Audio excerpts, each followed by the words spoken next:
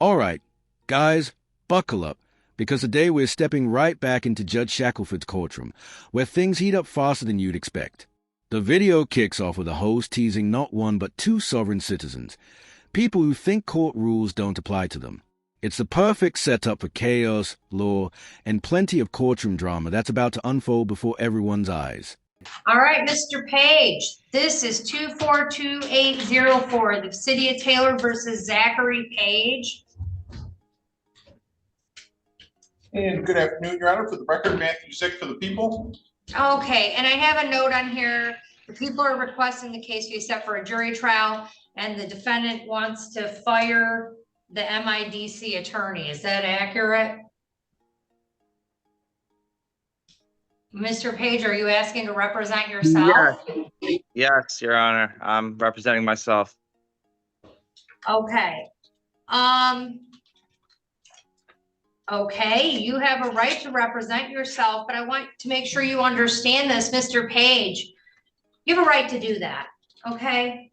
But you understand that attorneys go to law school and they study the rules of evidence. And if a person who is not a lawyer wants to proceed in a case, they're held to the same standard. You have to play within the same rules as a lawyer when you represent yourself. Do you understand that? Yes, ma'am. Okay, Mr. Page, I want you to see this. This is the Michigan court rules. This book is the rules that govern how we do trials, how evidence is admitted, how questions are asked, how trials proceed. And I'm going to assume you've not studied that book. Do you understand that if you go to trial and you represent yourself, that you will be held to the same standard and will be required to comply with those rules? I understand. Okay, is there anything else you want to put on record? Yes. All right, go ahead. I, Zachary Page, lowercase a-h-a-r-y, P-A-G-E, a living man and one of the people of the Constitutional Republic of Michigan, appearing today sui juris. I'm here under special appearance and under duress to address this matter. Here we go.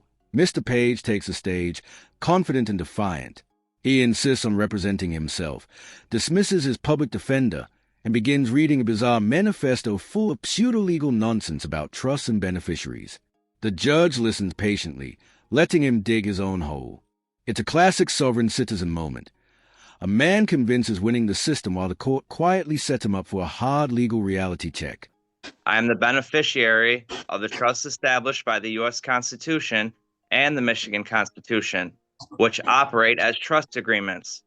Under these trust agreements, public officials act as trustees and are bound by their oaths of office to serve the people, the beneficiaries. Their primary duty is to uphold and protect the inherent and unalienable rights of the people, as mandated by these constitutions. Okay, all right, Mr. Page. I have more. I know you can submit it in writing. I've heard it all before, sir.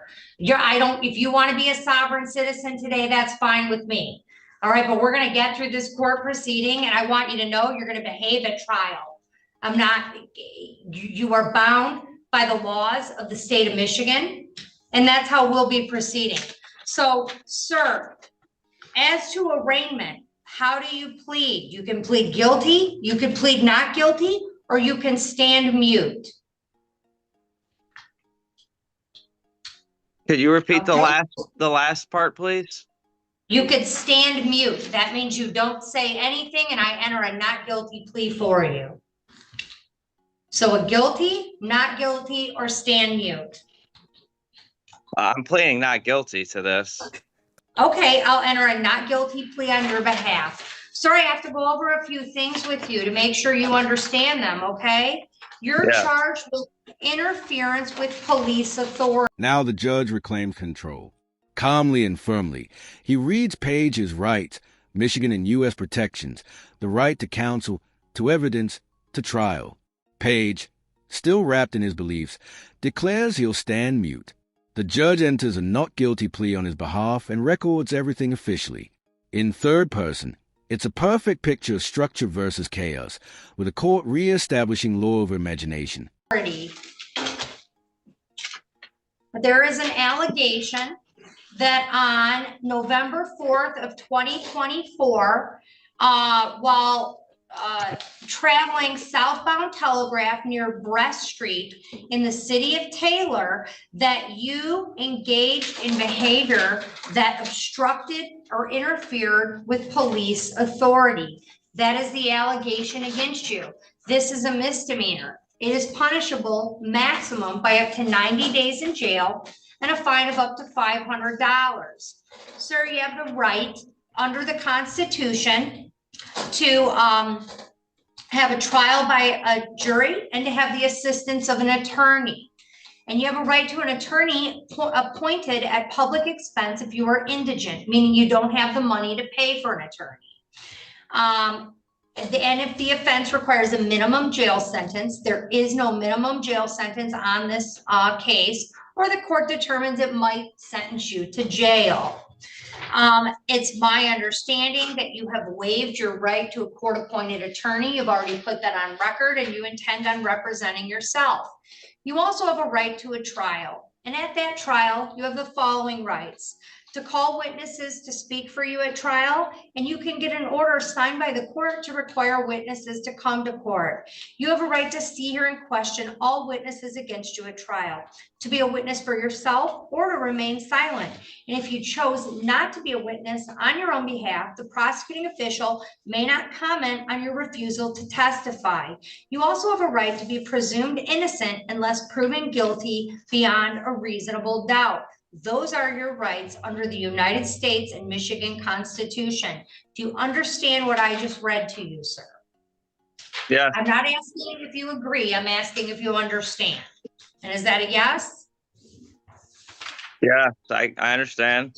Are you sure you understand her? Because Judge Shackelford doesn't look like a fucking bridge, so I'm not sure how you can stand under her. It was in this moment that I realized that I know the sovereign citizen arguments better than they do. So that's the end of the first video, as the rest of the hearing was uneventful. At this point, tension shifts to the actual charge. The judge lays out what Page is accused of: obstruction and interference with police authority. The courtroom atmosphere tightens as legal language replaces fantasy. The potential penalties are serious, but Page remains unshaken. This part captures the sharp divide between what sovereign citizens believe and what real-world law will actually hold them accountable for. That's the court order on that matter. 1A730693 was the pretrial services requirement and the requirement of sobriety. All right. So you're saying that, and tell me if I'm wrong, you're saying that I should release you, set this on for trial, and what about conditions of release? So the conditions to release, I should be back PR'd as I originally was with this charge. If on the other case, like how you said the case was refiled, it's going to be in January. If the state wants to set, release conditions for that charge, that should be done on that case. But they're two separate cases now. All right. Does that make sense? Yep, it does. And there was, all right. I guess I don't agree with you. There was a request to October 28th to change the release conditions, and that was denied. I guess that was me from the court's docket. That's what I'm reading. And so that was considered already, and that was denied. So, and now I have these allegations from pretrial services. So, all right, Mr. Valentine,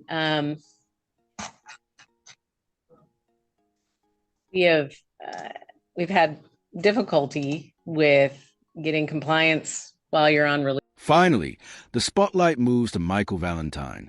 The prosecutor argues for higher bail, citing violations and positive drug tests. The judge listens carefully, then drops the decision, either post a full cash bond or prepare for custody.